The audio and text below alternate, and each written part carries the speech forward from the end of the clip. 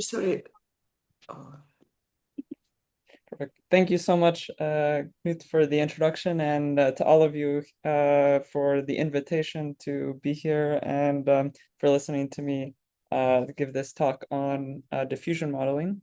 It's really a pleasure to connect with all of you because what I'm going to talk about today, even though it's based on a machine learning method, score-based diffusion models, and what I hope to provide is a dynamical systems perspective on this and how it leads to memorization of the data. One of the key takeaway messages that I want to convey throughout the talk is how at the core of this problem is an inverse problem, one of recovering a particular function, and how the different techniques from the inverse problems community, things like regularization, might be very impactful in order to reduce issues of memorization of the data with these models. So with that, I just wanted to get started by acknowledging my collaborators on this work. So this work was done while I was at Caltech over the last academic year. And so it's done in collaboration with many folks in California, including Agni Dasgupta and Asad Oberoi from the University of Southern California, Andrew Stewart at Caltech, and Nikola Kovacsky at NVIDIA. And our work is currently on the archive at the identifier below, and I'm very happy to share the paper with all of you anytime.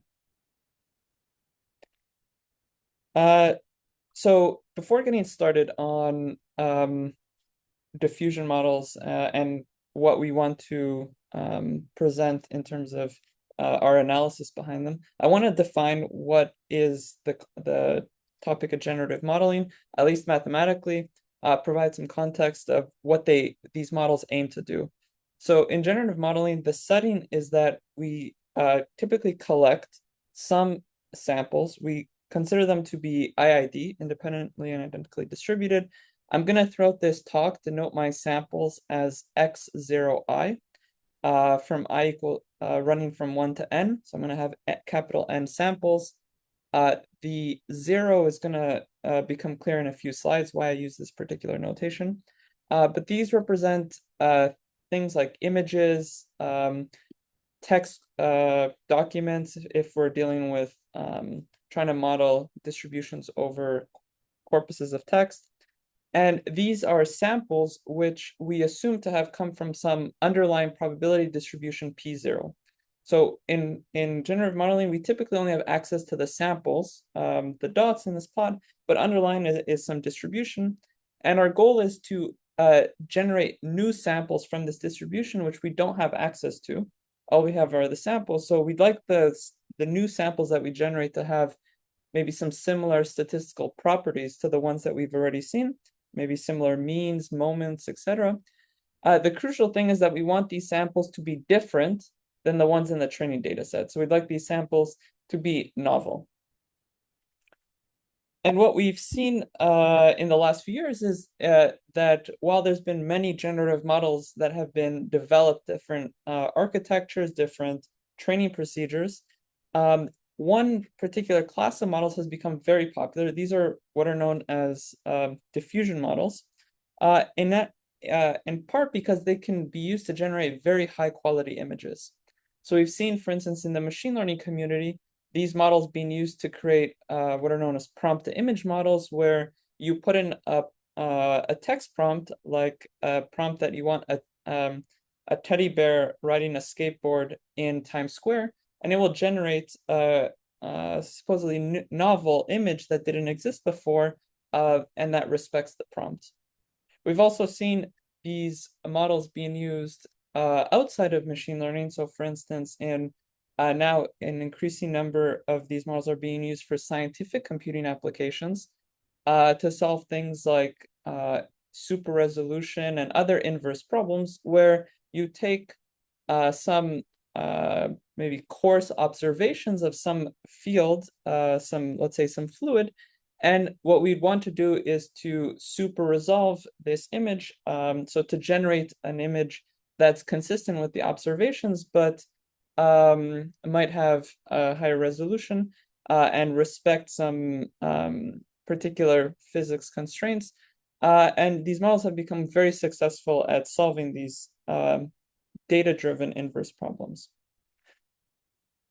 Nevertheless, these models also in over especially the last 2 years, 2 to 3 years, have been shown that they can sometimes lack diversity. And what I mean by that is I want to exemplify through two studies. The first is some work by Carlini et al. In 2023, which showed that in some cases, these models, when they generate an image, if we look through the training set of images that were used to build the model, we might be able to identify an image that is very close up to maybe some small error to the generated image, and thereby not really solving the task that we wanted of generating new content.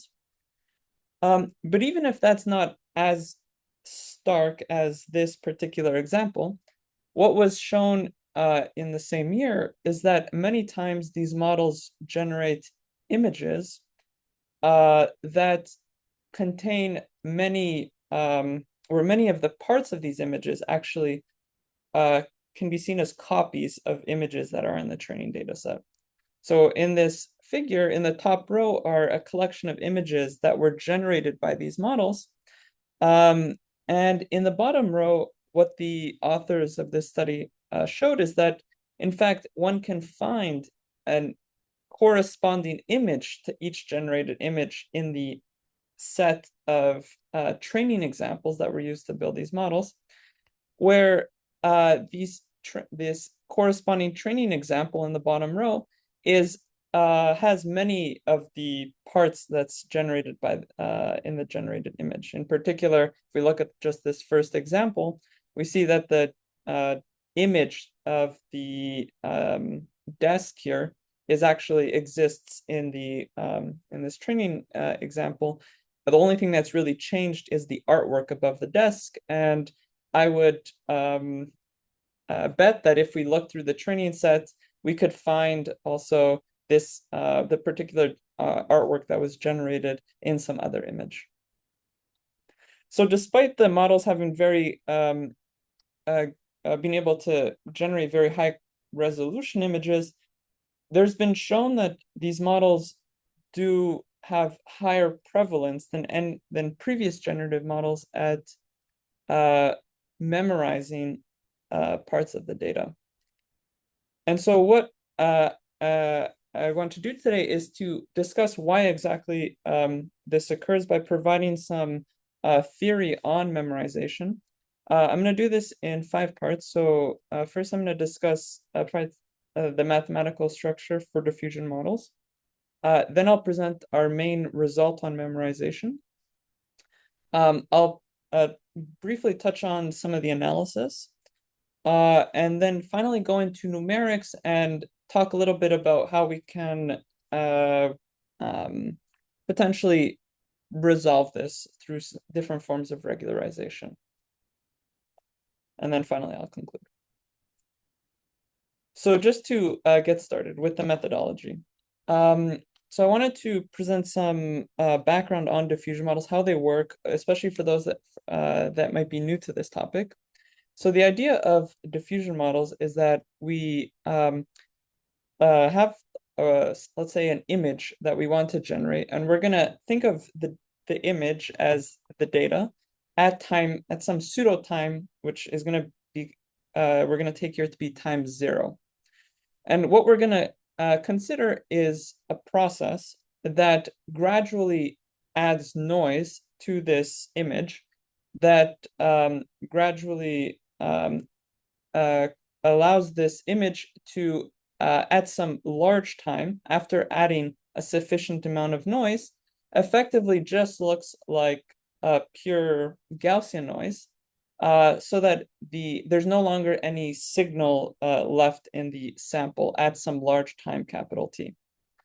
This process is often of gradually adding noise is often described using stochastic differential equation was sometimes just called the forward process in this literature, defined by some drift term F and some diffusion coefficient G.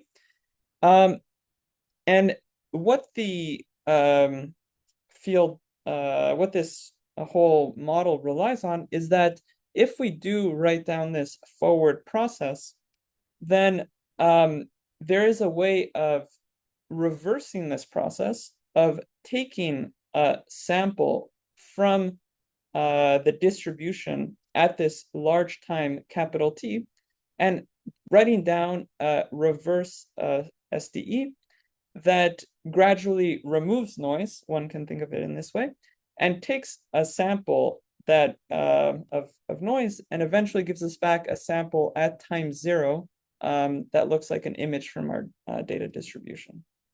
Now, this reverse process, it actually has a very similar structure to the forward process. The main difference is that the drift involves a correction of the drift function that we had in the forward process, where the drift depends on knowing what's called the score. The score is the gradient of the log of the probability distribution for any time little t along this forward process. So if we think of there being many distributions starting from the data distribution at time 0 all the way to the distribution of Gaussian noise at time capital T, then what we need to know is the gradient of the log of this marginal distribution. And if we can learn this score function, then we can evolve this reverse process starting from noise. So the focus then on in the literature is how do you learn this score function of the forward process? And I just want to show how that's typically done. So as an example, one common forward process that is done in this literature is what's known as the variance exploding process. It's just a particular name that was given, but it's just a process where there's no drift. So the F in my previous slide was set to 0. All we have is the process dx is square root of g times dw times the Brownian motion. In this case, if you given an initial condition x0, we can write down the probability distribution for the for x that the state that solves this SDE at any time t, and given a fixed initial condition x0, this conditional distribution is Gaussian with mean x0 and variance sigma squared, where sigma squared depends on the diffusion coefficient g, and in particular, it's a function which grows in time. So it's at time 0, sigma squared is 0. So you, p, this conditional distribution is just a Dirac centered at x0. And as time grows, it's a Gaussian with growing variance. And then the marginal distribution at time t, this is then can be written as the convolution of this conditional distribution with the data distribution, P0. The data distribution, for instance, this distribution over images. Now, the approach to learn the score of this marginal distribution is typically follows something known as a score matching problem, where what we consider is an objective that computes the squared error between a function s of x space and time. This is a function that we want that we're going to use as our estimator for the score. And it looks at the difference of this function with the true score function that we care about. So the squared error between the approximate and the true score in expectation over x drawn from the marginal distribution and for x and in over all times. Ideally, this is the objective that we would minimize. Now, but in order to do that, this objective requires knowing the true score in order to evaluate it, which we don't have access to because the true score requires also knowing the true data distribution P0. But what was shown in 2011 is that we can minimize this objective by instead minimizing something that's slightly different. It's an objective where we replace this score function with the score function for the marginal distribution with the score function for the conditional distribution for the state x at time t, but condition on the initial condition x0. This is a score which we know how to compute because we know the conditional distribution for the forward process when you fix an initial condition. So this objective is one that doesn't explicitly depend on knowing the data distribution P0. We never have to evaluate the data distribution P0 or its score. We just have to evaluate the score of the conditional distribution, which we design. And the minimizer of this objective is one that is going to correspond by this result of Vincent, the theorem of Vincent in 2011. It's going to be the actual score function we care about. So if we know how to solve this inverse problem, in theory, we should be able to get back the object we care about. Ricardo, just to make sure, the subscript of the expectation means you average over these dummy variables. Correct. Thanks, Anshu. Yes. Okay, So the thanks. subscript here means we still need to be able to sample from P of x0. But we do have images from P of x0, and so we can use those to evaluate this expectation. The key part is that we never need to know P of P0 in terms of its density. So on that point, so what's typically done in practice is if you have data, x0i, see some samples from P0, you discretize this expectation with respect to P0. This gives us an empirical score matching objective. We get a minimizer for the score function. I'll call it S star in this talk. And then we plug in S star into the reverse process. And we get an SDE that looks like dx is equal to minus g times this score S star. And we use this to generate new data by sampling from a Gaussian at some large time, capital T, evolving this reverse process up until time 0 to get a sample from our data distribution. Before proceeding, I'll mention that something that's also commonly done is not to necessarily reverse the SDE, but to reverse an ODE that has the same marginal law as the SDE. And the reason is it just gives us a deterministic process to take a sample at some time capital T and get a sample. So this sample at time capital T is a sample of noise, and get a sample at time 0, which is an image. And what we're going to work with in the talk today is this ODE, but one can also consider the stochastic procedure for sampling given by the SDE.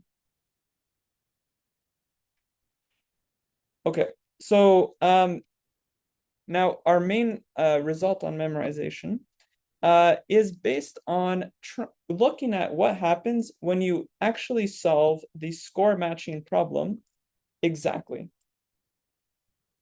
given an empirical data distribution.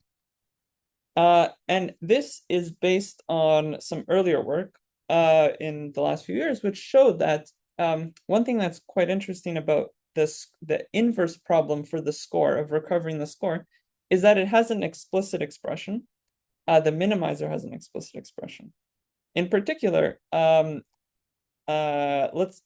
we have an empirical data distribution P0, we can write down the exact minimizer for the score S star, And it can be written as a linear combination of x, the input, minus each of the data points xi, times some weights wi. These are functions of space and time that are where there's n of them for each of the data points, and they're normalized to sum to 1. And they all take the form of some Gaussian kernel that depends on the distance between x and each of the data points, xi. So these weights, what they do is they measure how close is the input x from each of the data points, rescaled by a variance term, sigma squared, which depends on how much noise we added up until time t. Once you compute these rescale distances and the exponential of these rescale distances, you then normalize them to sum to 1, and you use these as weights in front of the distance between xi and each of the data points. So it's given us some weighted average of the distance to each of the data points. But then in the front of the score, there's also this 1 over sigma squared, which measures, which is based on the amount of variance that's added at time t. And recall that this is a function which, as time goes to 0, this is a function that is also approaching 0. Before getting into what happens with this score, I want to just visualize for you what this function looks like. So let's say we just have some data here. This is just some points drawn from a standard Gaussian, 10 of 10 points in red. And let's look at the score, this empirical score function, this true minimizer for the loss as t goes towards 0, because we're going to be evaluating this score as t approaches 0 in this reverse process. So starting with t around 0.03, the small value, this is a function that where at every point you're measuring the distance to each of the nearby points, and it's getting weighted. It's a smooth function. But as time decreases, so as you go to 0.02 and then 0.01, what this function is looking like is it's a function that around each of the data points, so around each of the red circles, is a linear function that looks like x minus each of the data points xi. But around each of the data points, as time goes to 0, the weight in the Gaussian kernel puts more and more emphasis on the one point which you're closer to, and 0 weight on every other point. And what you end up with is a score function where around each of the data points only depends on that one data point, and has a very sharp slope, which is based on this 1 over sigma squared factor in the score function. Moreover, in between the data points, you get these a function which starts to approach a discontinuity, and where these discontinuities happen is here denoted with these dashed lines, is based on something known as the Voronoi tessellation of the data. And this is an object which is going to become important in our analysis.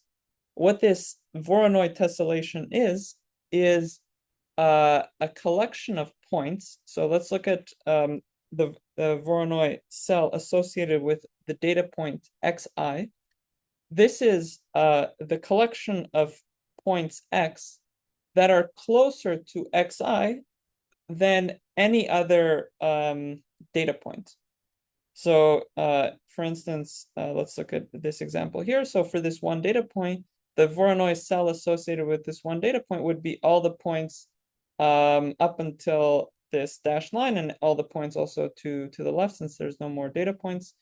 Because if in this cell, these points will be closer now to the next data point. So there's given a data set, this always induces a particular partitioning of the space where the data lives, RD, given by this Voronoi partitioning. And within each of these cells, we get a score function which has a particular linear behavior within the cells, or it's approaching this linear behavior within the cells, and discontinuous across the boundaries. And what I want to ask today is what happens when you run the reverse process to generate data with this particular score function. Now, I want to emphasize this is the score function that's the optimal score function, the thing that you actually would find if you solve that minimization problem exactly. And just to kind of put two things together, this reverse process, we're going to study this reverse ODE, is once you plug in the empirical score function S star, the one that minimizes the objective, what we're solving is an ODE dx dt is equal to a right-hand side, which involves a linear combination of the distance between x and each of the data points times some Gaussian weights, which measure the distance to the points and are functions which are approaching 1 as time goes to 0 for the closest data point and 0 for the others. And what we end up with in this right-hand side of the ODE is also this singular term in time that looks like 1 over t, which is coming from that 1 over sigma squared factor that we had in the score. And what we're doing is we're going to solve this ODE starting from an initial condition, which is a Gaussian, sampled from a Gaussian at time capital T. And we're going to solve this all the way till time 0 to get a sample. And as many of you might already be foreseen, this is an ODE which has a singularity on the right-hand side. So it's going to that should all give us a little bit of pause as to what could happen in that scenario.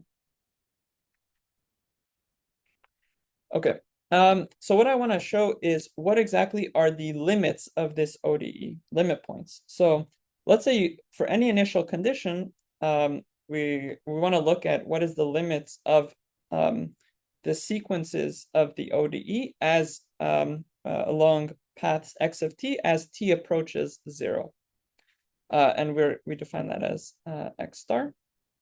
And what we prove is the following, that the limit points of this system are one of two things. So the first thing is something that's maybe not too surprising. It's the fact that the limit points can be one of the data points xi. But the second result, which might be slightly more surprising, is that the limit points can also be on the boundaries of the cells between the data points. In order to actually prove this result, though, one thing that is quite interesting from a dynamical systems perspective, and that I personally found to be something that one can potentially use in the future, is that the dynamics of this system actually become trapped over time within the certain Voronoi cells. So if you run this dynamical systems backwards in time, and we consider cells which are just strict subsets of the Voronoi cells. So because we've already said that if they're on the boundaries, points could get stuck on the boundaries. So let's consider strict subsets V delta, which are contained in the cells V for a data point xi.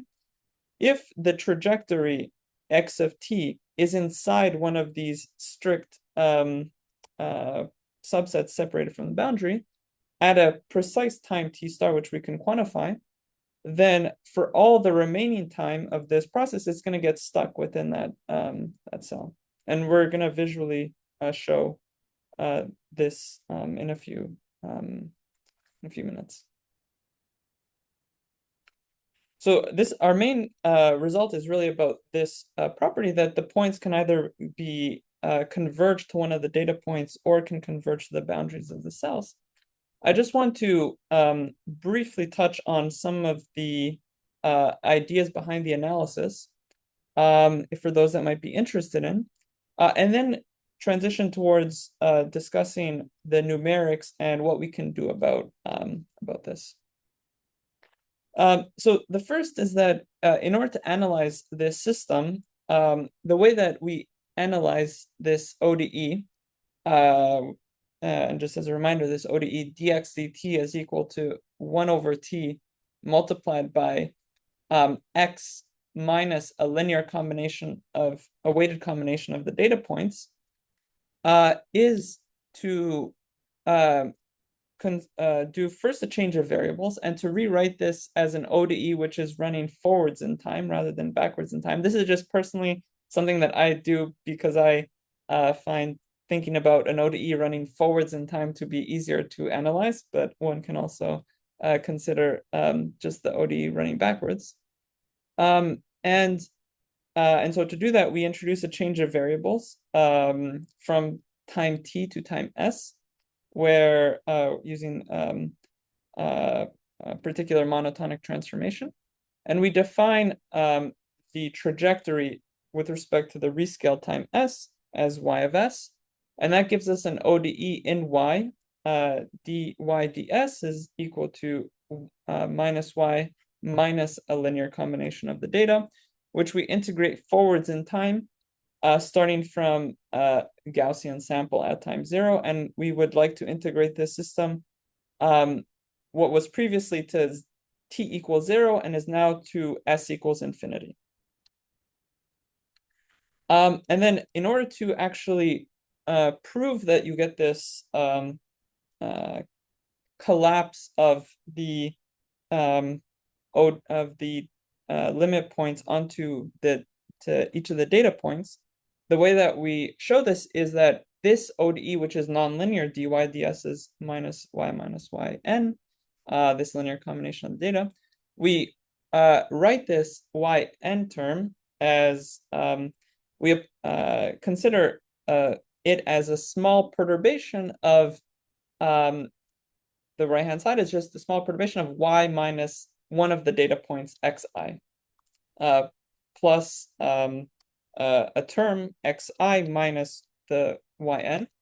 And what we claimed earlier is that, and this can be made rigorous, is that as time, in this case, increases in S, then the weights tend to degenerate in that the weights, because they're normalized and sum to 1, and measure the distance to one of the each of the data points, and the weight on those data points increases as you, in this case, run forwards in time.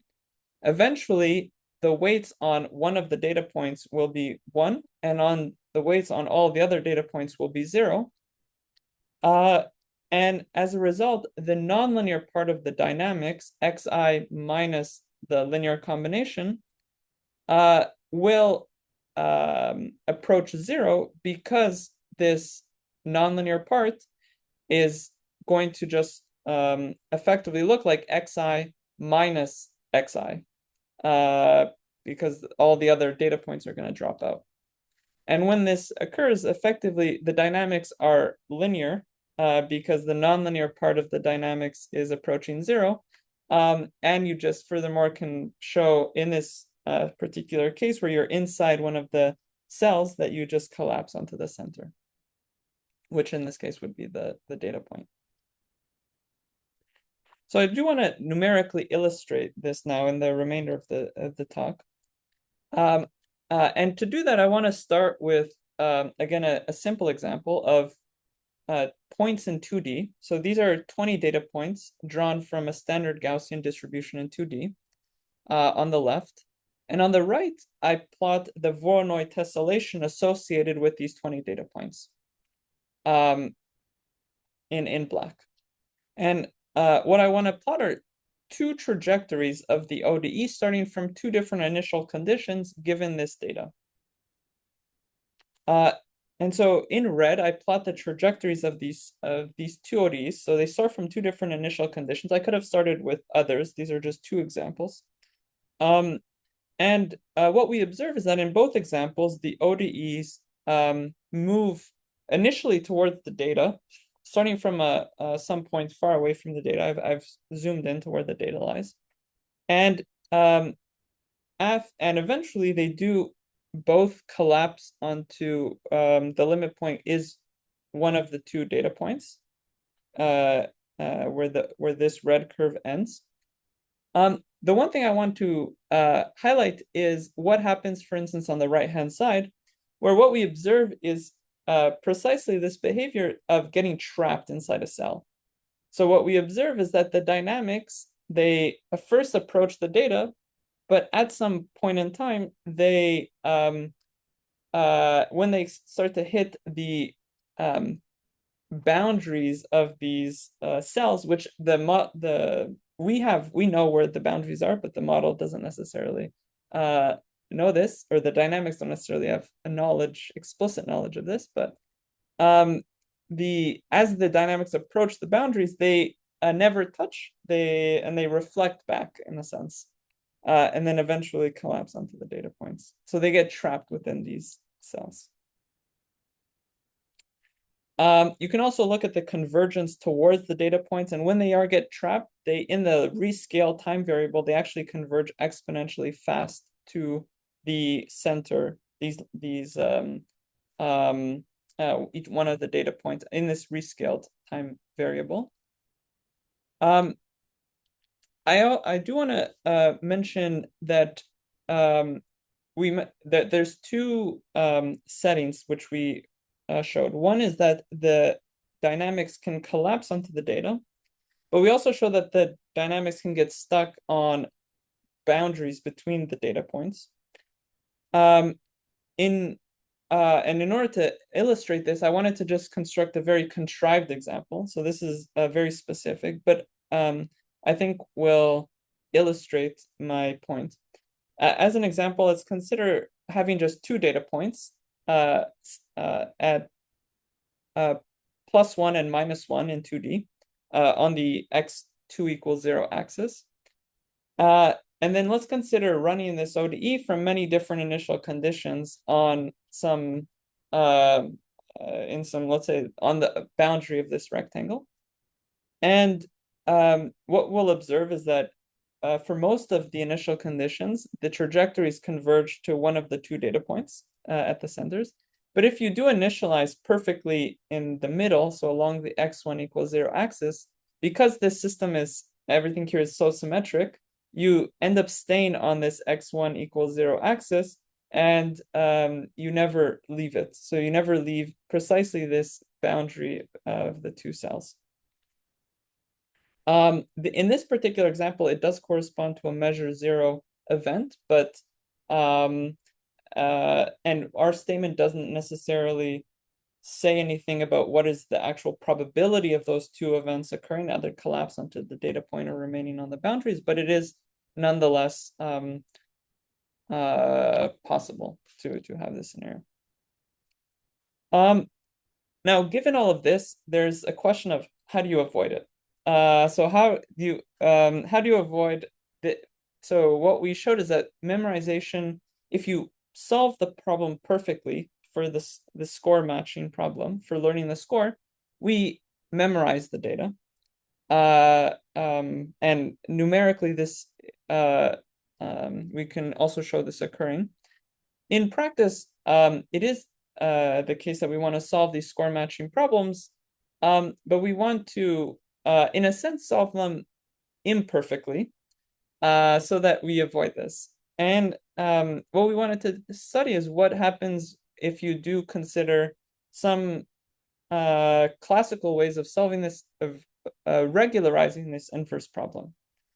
Starting from, for instance, what if we solve a slightly different score matching problem, one that minimizes the score matching loss, but also adds a Tikhonov penalty, time dependent in this case with the time dependent coefficient, that penalizes the squared norm of the score.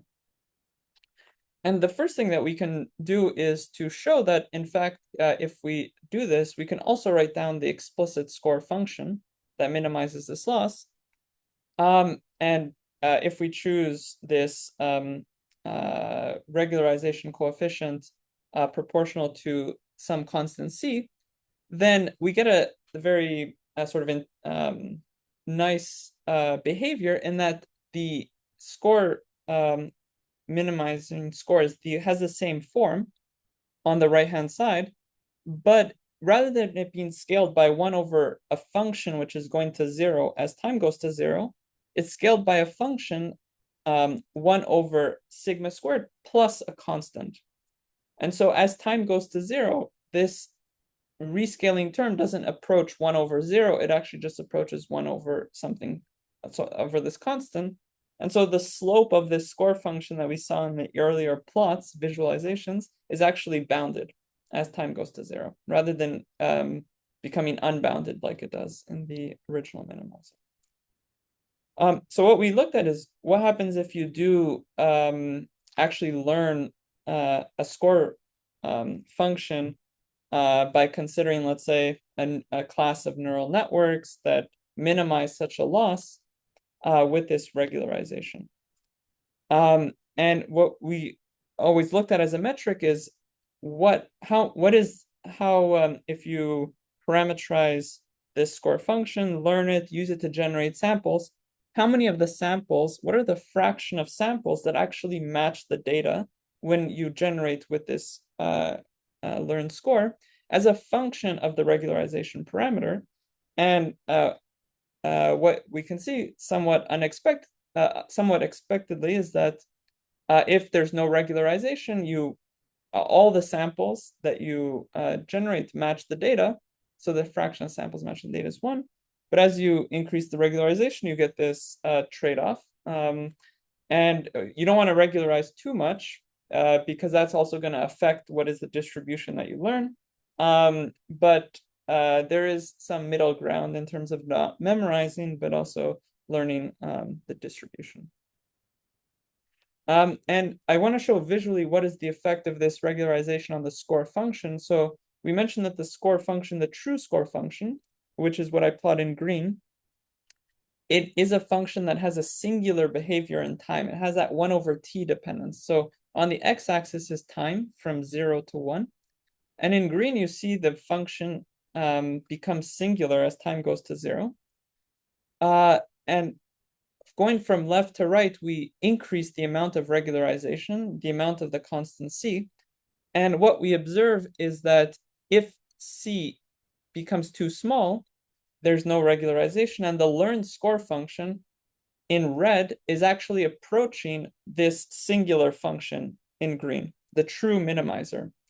As the regularization increases, you're dampening the effect in time, and the score actually doesn't have as much of this singular behavior in time t.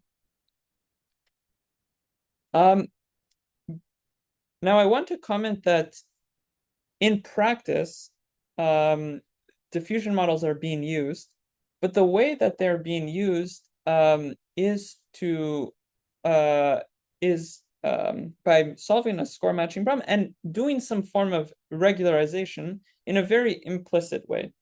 So in practice, what's done is to minimize the score matching loss without explicit Tikhonov regularization, and then typically regularize by doing one of two things. So the first is to stop the training of the neural network early.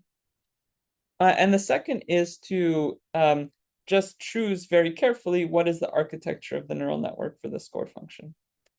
And what I want to highlight is that these are two ways of regularizing, partly because if you just train for longer, or you increase the number of parameters in a neural network, and you look at the fraction of samples matching the data for any problem, then what we observe is that, in fact, as you increase the amount of training, eventually you get to a system that does just memorize the data.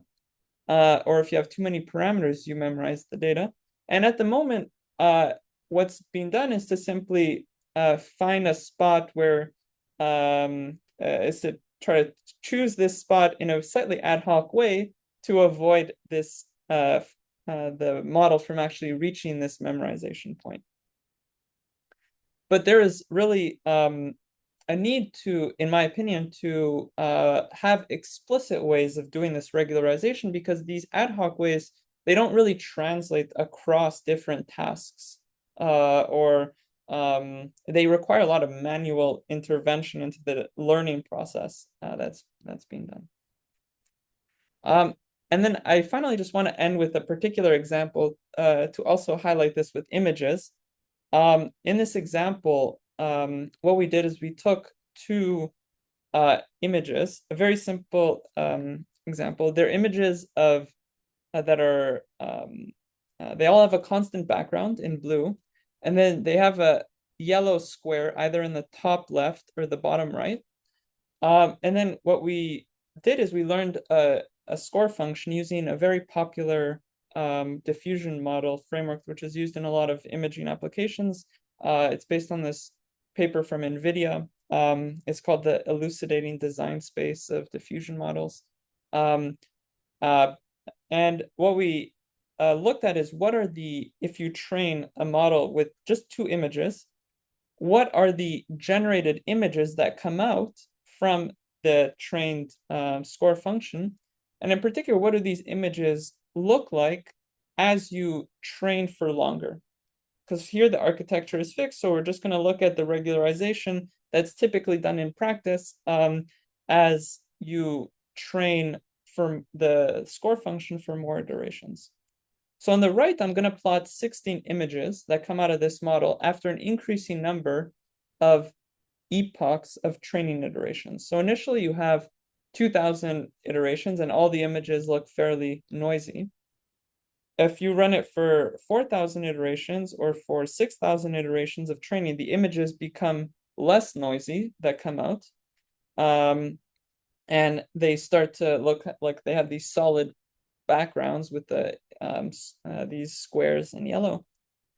After 10,000 iterations, we start to get some interesting behavior where you start to generate images that now have squares, these yellow squares, at some interesting locations, because if you look, for instance, at the image which I'm highlighting now with my mouse, it's an image that where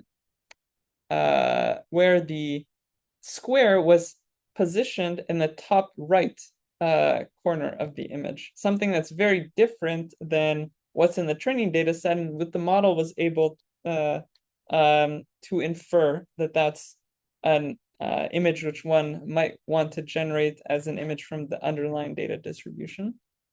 After 20,000 epochs, you even get things with that have two squares in them. And again, these squares in the top right and bottom left portions of the image. After 50,000 epochs, all of the images that come out are exactly copies of these images.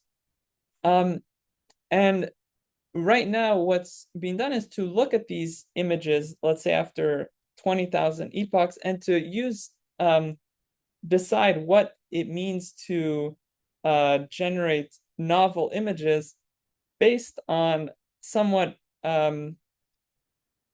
human definitions of what one might want to generate based on just seeing these two examples. But there's a really interesting question to me, and I'm happy to discuss with all of you about how do you design a regularizer for these score matching problems that will promote generating images that let's say one are generalizations of this distribution, because what does it mean to generalize from this distribution? One can say that if one only saw these two examples, maybe it's unclear that that one will want that there is any mass in the true data distribution with squares in the top right or bottom left. So how to exactly define these metrics, I think, and these regularizers to promote the behavior, which is what is being done when these models are hand designed, I think is very interesting. And then I want to mention quantitatively that this behavior with this example of just reproducing the data as you train for longer is something that one can see with various different models. So what we varied in these different colors are models of different numbers of parameters in these models. And for all of them, as you train for longer, you do get models that just reproduce the training data. Eventually that where the fraction of samples that match the data just go to 1. And this transition actually in practice tends to happen very quickly as when you train. So finding a point where we generate interesting novel content but don't memorize, I think is something that really needs more regularization and would benefit from the inverse problems community. I want to mention that so far I didn't talk about conditioning in the sense of like when you want to solve an inverse problem, condition on some observations. But all the statements that I made today were just about sampling a data distribution P of x0, but they could be generalized to sampling a conditional distribution P of x0 given some other observations y. In fact, if you look at the score matching problems, the minimizing of the score matching loss can also be written down in a very similar way. The score would depend not just on x and t, but now on an observation. But it has a very similar expression, and you can look at the dynamics, and one will see that they are in fact many of the results generalize to that setting. So just to conclude, today we discussed that we have these empirical score functions that have these closed form expressions for the minimizer of the score matching problem. We showed what happens in terms of the limit points of these diffusion models when you work with this empirical score, that it can recover the data or the boundaries of the cells between the data. And what we showed that why it's necessary to regularize some of these problems and how regularization can avoid just recovering and memorizing the data. We're interested in continuing to look at different forms of really explicit regularizers, some things that not just based on implicitly regularizing based on early stopping or changing the amount of parameters in the neural network, and maybe building some regularizers which are based on the data distribution, I think will be key. And so with that, I'd like to thank you all very much for your time and attention, and be happy to take any questions. Thank you so much, Ricardo, for a very nice talk, very nice insights. So indeed, if you have any questions, please unmute yourself and ask Ricardo questions.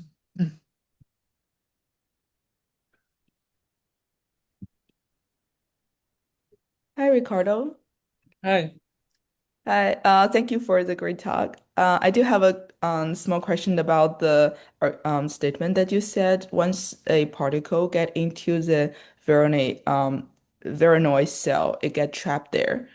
So if we imagine a 2D plane and there's a lot of Voronoi cell, and there's a particle from outside, does that mean it can only get trapped in one of the Voronoi cell that is on the marginal? Or how should I understand the statement of once I get into the cell, I get trapped? Because that seems to prohibit the probability of the particle get explored around the cells.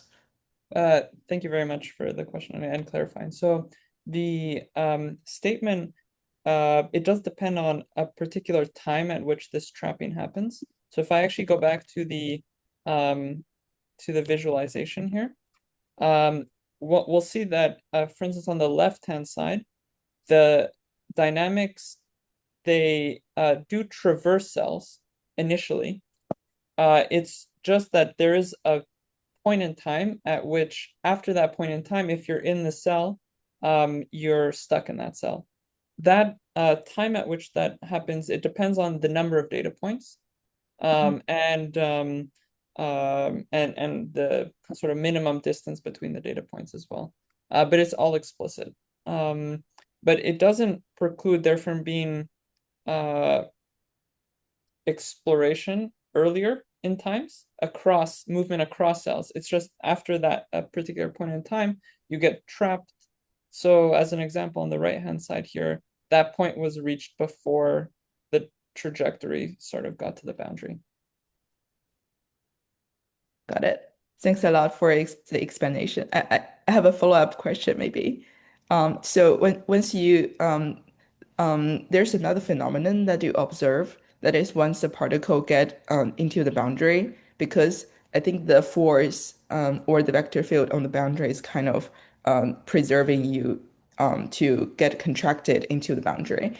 Is that a stable behavior, or if there's some numerical error, I just get kicked off from the boundary, like the attractor in the dynamical systems? Yes, yes, fantastic question. Thank you for that.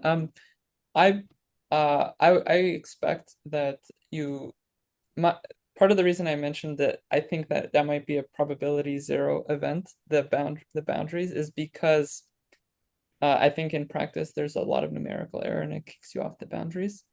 Um, this being said, there is some evidence that when the models do generate new content, they tend to generate content which involves some form of interpolation between data points. And to me, that makes it seem like it does lie on some type of boundaries between data points. Um, it's just not clear at the moment to me how you can, precisely following your question, how you can not just get there, but stay on the boundary. What might cause you to eventually stay on that boundary and not get kicked off due to small errors in the integrator and things like that? I wish I had the answer to your question. Yeah, we can figure it out. Yes. Thank you for the question.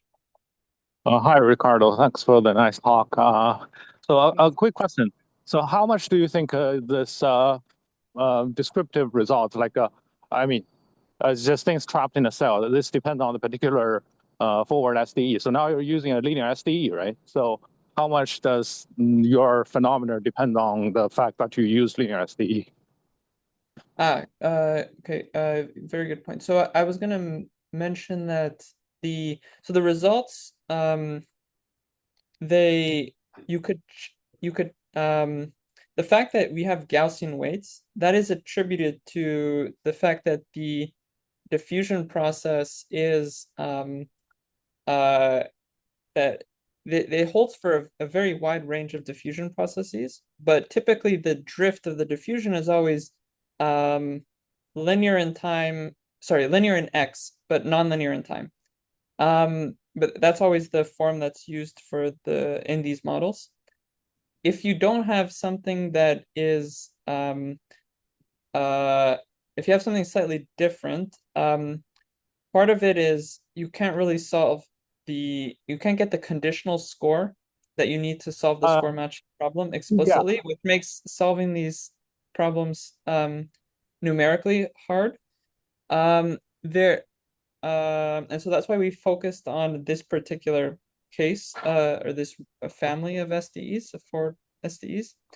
And for all of these SDs in this family, I believe this behavior, this Voronoi tessellation, what we show is that it's there, and this behavior holds.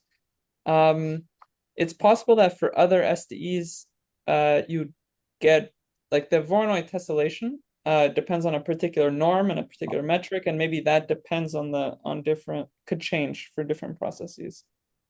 So say if someone like can compute the score, so I can compute the score, then it's still like being trapped in cells. It's just the boundaries of the cell will look a little bit different. That's what you guess? Potentially, yeah. Yes. Okay. All right. Thanks. Thanks, Angshu.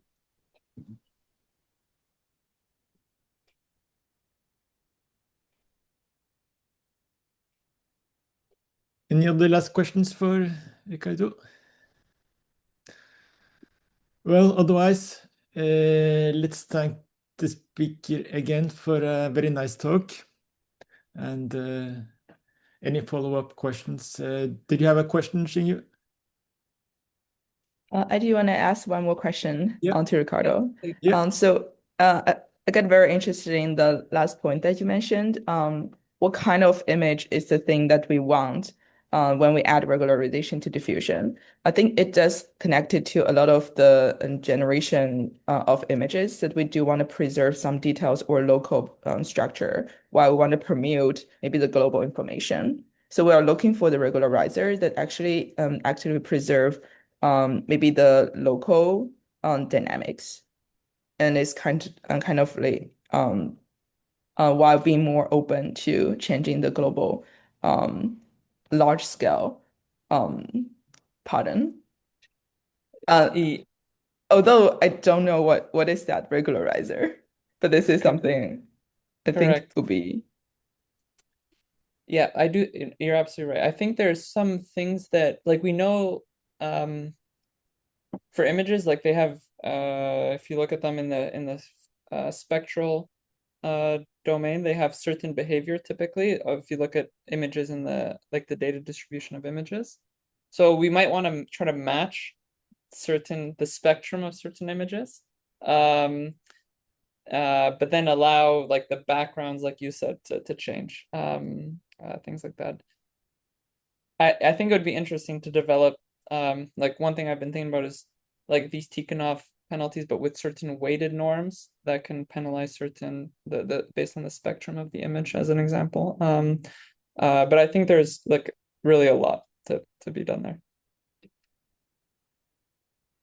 Thank you.